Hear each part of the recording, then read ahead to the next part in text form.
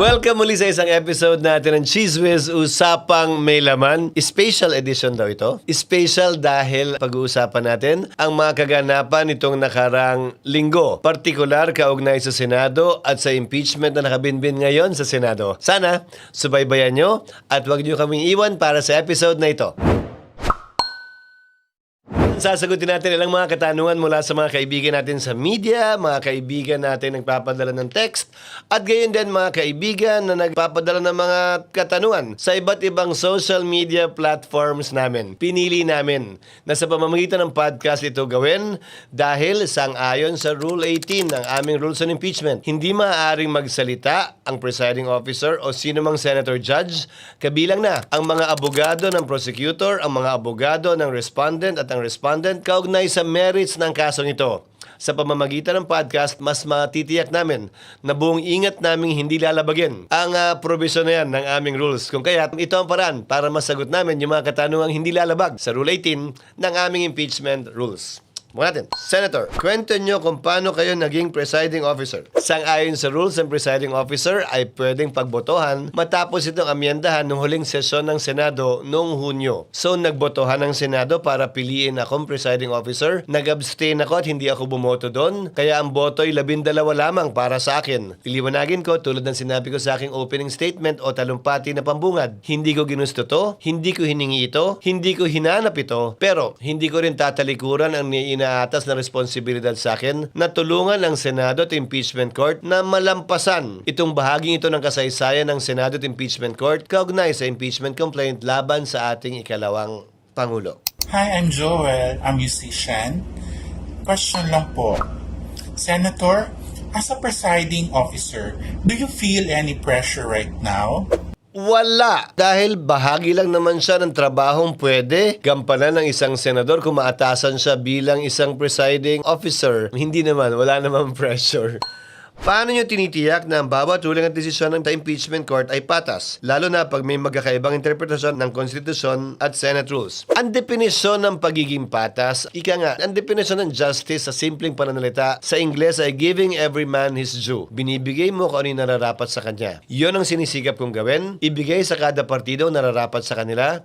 Subalit may dagdag. At kung ano ang binigay mo sa isang partido, dapat yun din ang gawin mo sa kabila. Kaya nung nabigyan ng pagkakataon, hindi ba magsalita ang prosecution na parang nagkukwento na sila. Sabi ko nga doon, peroration. Hindi na napigilan, nalagay na sa record. So dapat, ang patas at tamang gawin, bigyan mo rin ng pagkakataon yung kabilang panig na magsalita din sa pamamagitan ng pagkakataong binigay sa kabila nung nauna na dahil sa tanong ng isang senator judge. Hi, Christian here, isang pribadong empleyado. Sir Cheese, isang curious question.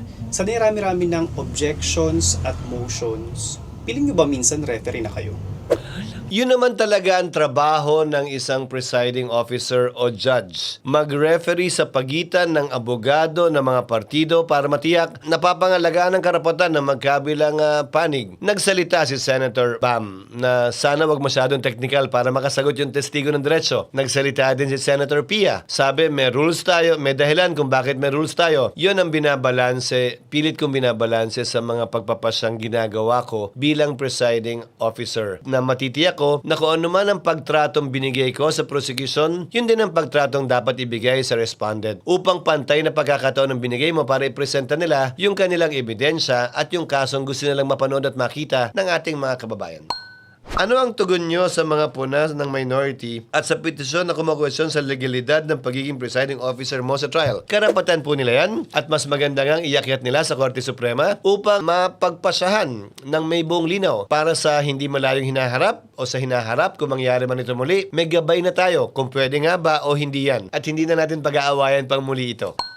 Napagkasunduan niyo po ba ang conviction threshold ng 16 votes sa ibang senador? Posible bang mabago ito? Hindi namin pinagkasunduan. Hindi ko pinagpapaalam ang aking anuman ang sasabihin ko, ang talumpating bibigay ko. Gayon din naman ang ibang senador. Hindi naman sila nagpapaalam sa akin ang sasabihin nila bago nila sabihin. Subalit may nakausap akong ilang mga senador kaugnay dito at sang-ayon sila sa aking posisyon. Sa katunayan, liliwanagin ko, hindi ko ito posisyon. Ito ang umiiral na batas sa ngayon. Base sa probisyon ng konstitusyon, base sa desisyon ng Korte Suprema sa Bayan versus Zamora, maliwanag yung paliwanag ng Korte Suprema doon. Ano ba ang sitwasyon ng Senado sa ngayon? Merong 21 senador, 2 ang nakapiit, ang isa ay hindi matagpuan. Yung kaso sa Bayan versus Zamora, klaro't maliwanag na 23 lamang ang senador dahil si dating Vice President, dating President, dating Senator Gloria Macapagal Arroyo ay nahalal bilang Vice President noong 1998. So klarong 23 lang. Walang nakapiit, walang nawawala, walang nagtatago. Klarong 23 lang. Pero ang sinabi ng Korte Suprema, sa pagratipika lamang ng isang tratado, ang bilang pa rin na dapat sundin ay 24. Hindi magiging 23 dahil ang nakalagay sa pagratipika ng tratado ay 23 senators. Lalo pa siguro kaya kung impeachment ang pag-uusapan, na karapatan ng isang tao ang pinag-uusapan, hindi lamang karapatan ng isang tao, mandatong binigay sa kanya ng milyon nating mga kababayan. Mas dapat siguro na maging stricto tayo tulad ng sa pagratipika sa mga tratado. Gaya ng sinabi ko, ito ang kasalukuyang batas na umiiral. Naalala ko yung aking professor sa Constitutional Law, the late former Professor Perfecto Fernandez. Sabi niya sa amin, when the trial court makes a mistake, it is appealable to the Court of Appeals. When the Court of Appeals makes a mistake, it is appealable to the Supreme Court. If the Supreme Court makes a mistake, it becomes part of the law of the land. Ito ang umiiral pong desisyon ng Korte Suprema, sang-ayon man po tayo o hindi. Kaya nga sinabi ko, kung sino man ang hindi sang-ayon sa posisyong ito, hindi lamang ng presiding officer, pati na rin ng impeachment court. Dahil wala namang umapila o naghahanap ng rekonsiderasyon sa aking pasya at sinabi, may pagkakataon silang iakyat ito sa Korte Suprema dahil justiciable controversy na ito. Depende siyempre sa pagpapasa ng Korte Suprema din, sa palagay ko ay pwede nang iakyat at hinug ito. Bakit ko sinasabi ito? Ang impeachment process ay highly political. Klaro naman po, hindi ba? Na may magkabilang panig na magkaiba ang sinusulong. Pabor o kontra man sa impeachment, pabor o kontra man sa nasasakdal. Hindi ba dapat lamang na kapag natapos ang impeachment,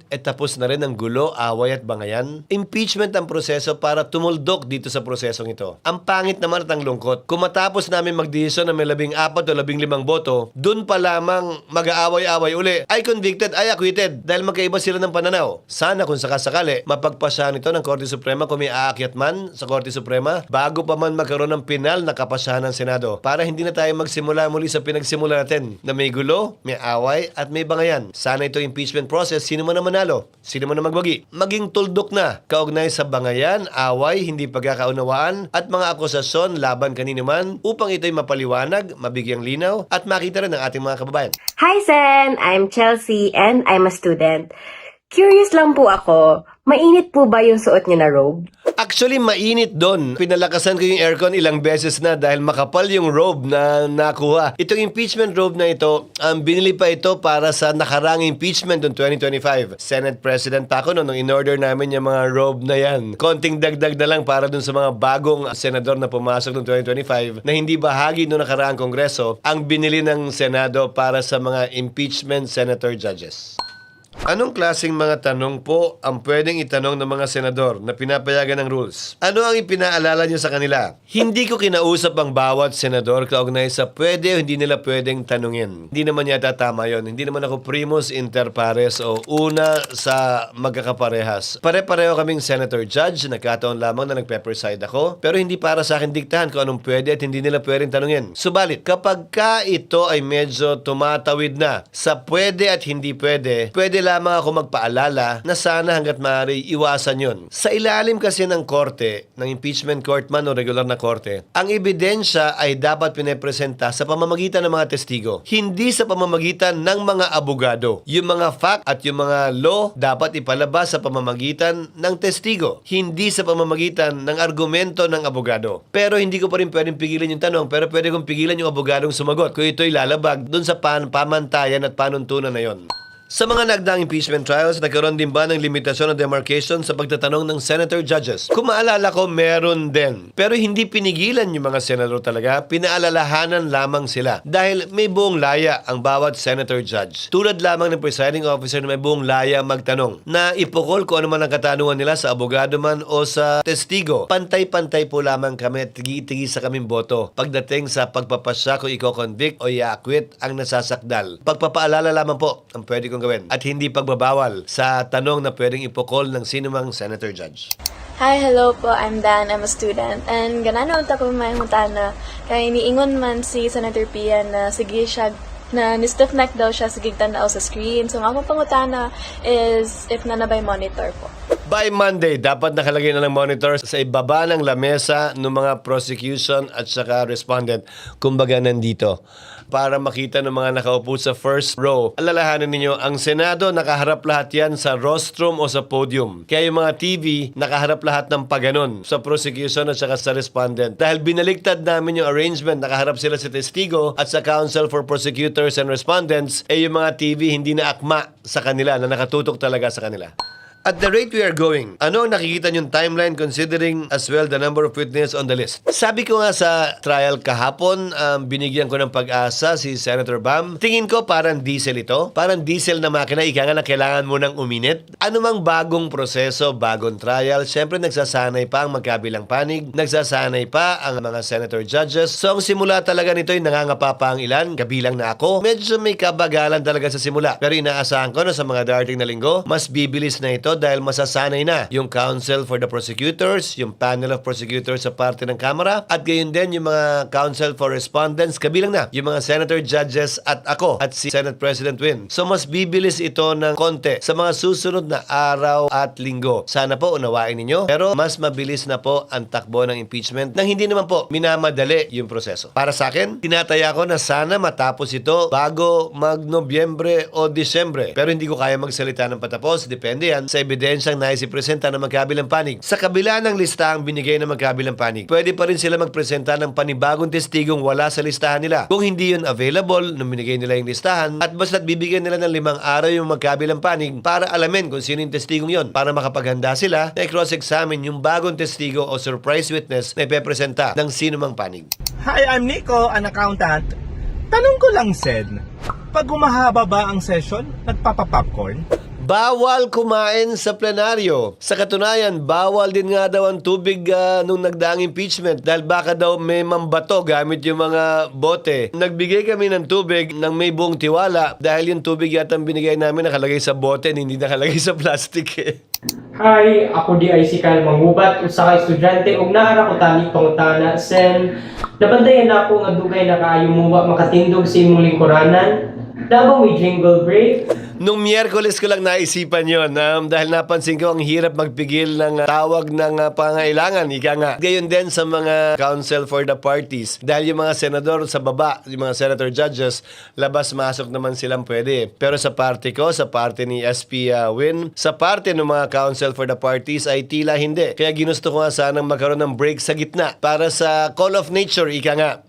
Subalit nung Miyerkules, nung ginawa ko yon, nagpasya na yung prosecution na hindi na lamang magpatuloy sa bago nilang testigo. Kung kaya't hindi na lang break, nag-adjourn na lamang kami.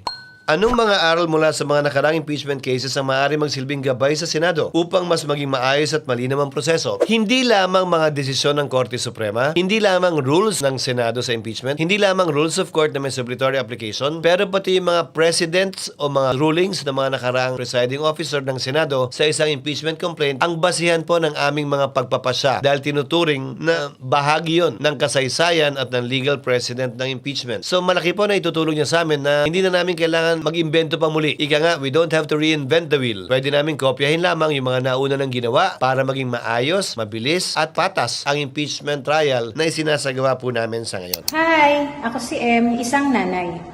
Tanong ko lang, Sen, tubig lang ba ang pwedeng mainom sa Senado? Hindi naman. May mga nagkakape, may mga nagtsatsa at depende kung anong ilalagay sa water tumbler ng mga senador na laman. Soft drinks man, juice man, iced tea man, nasa sa kanila yon. Pero ako tubig lang. Hindi pa nga masyado maraming tubig kasi nga baka mamaya maihi ako mahirap tumayo nang hindi pa nagbe-break o nagre-recess ang Senado.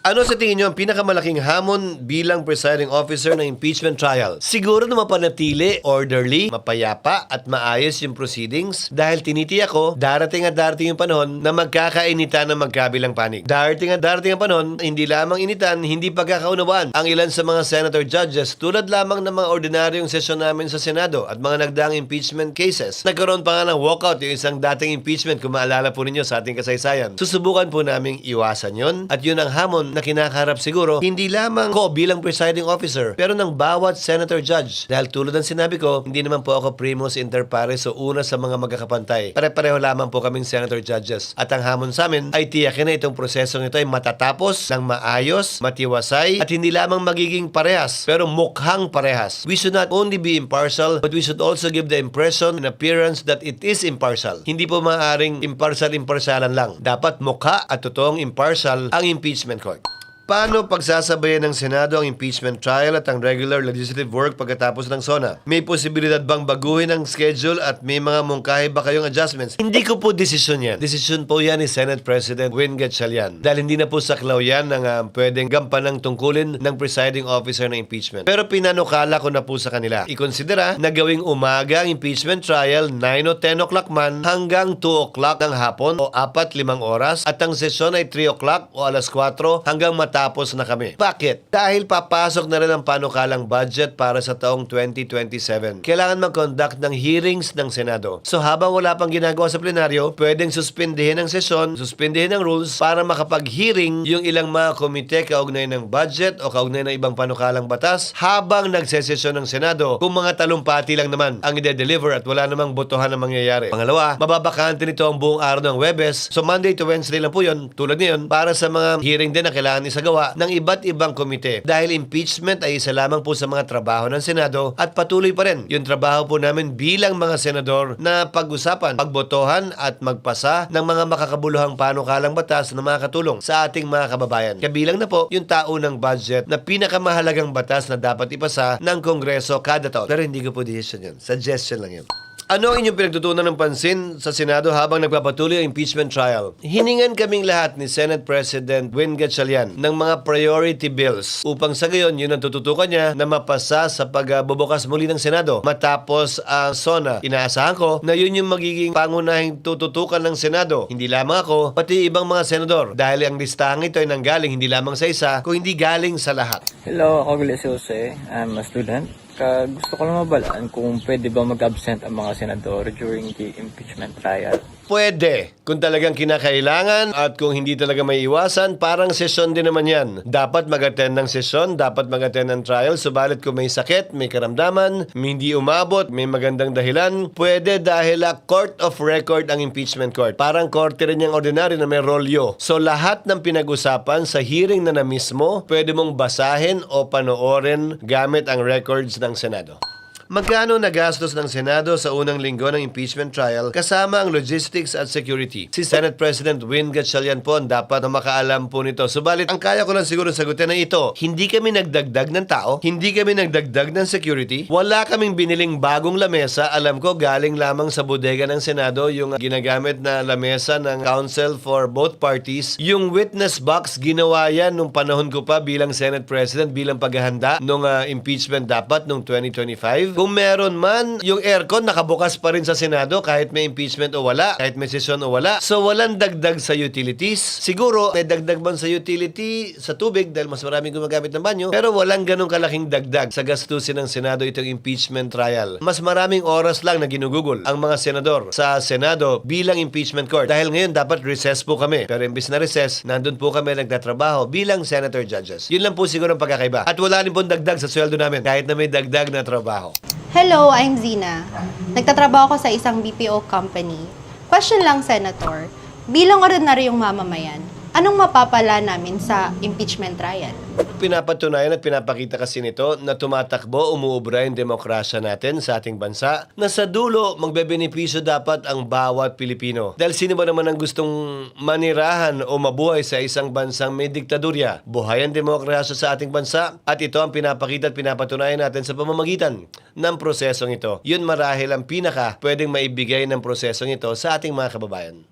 Ano ang mensahe nyo sa publiko na umaasang magiging maayos at makatarungan ang buong proseso? Sa abot po na aking makakaya, bilang presiding officer at bilang isang senator judge, isa sa 24, sisikapin ko po palagi na maging maayos, patas, parehas, at magagawad ng katarungan ito sa lahat ng partido sa kasong ito, prosecution man o respondent man. At natatapusin namin ito at hindi iiwanang bitin. Dapat lamang po na kung ano man ang sinimulan ay dapat tapusin. At sana ito nga binalikat naming prosesong ito ng impeachment ay tunay na tapusin ng Senado bilang impeachment court, hindi mabitin. Kung ano man ang konklusyon, sino man ang mapaboran nito, sino man ang masaktan, sana tanggapin ang magkabilang panig, unawain at maunawaan dahil ginagampanan lamang po ng Senado ang aming trabaho nang walang dapat kinikilingan ng bawat isa sa amin. Maraming salamat po sa lahat ng padala ng katanungan sa pamamagitan ng message, sa pamamagitan ng social media accounts namin at sa pamamagitan ng mga interview sa ilan sa ating mga kababayan kaugnay ng sinasagawang impeachment trial ng Senado. Pinili po namin, ulitin ko, na gawin ito at hindi isang press con o interview dahil hindi naman po perpekto, tao lang, baka po madulas at magsalita kaugnay sa merits. So at least to, sa prosesong ito, sa parang ito, matitiyak po namin na hindi namin lalabagin ang Rule 18 ng aming impeachment rules. Maging ganun pa man, sisikapin po namin bigyang linaw ang mga katanungan po na meron kayo kaugnay sa proseso ng impeachment at yung mga nagaganap sa impeachment. Sana nabigyang linaw po kayo maski na papano sa nangyayaring impeachment trial sa Senado ngayon at sana tulad ng dati, meron po kayo napulot na dagdag kaalaman o aral sa aming diskusyon at tinalakay na paksa sa araw na ito. Sa muli, ito po ang Cheese Whiz, usapang may laman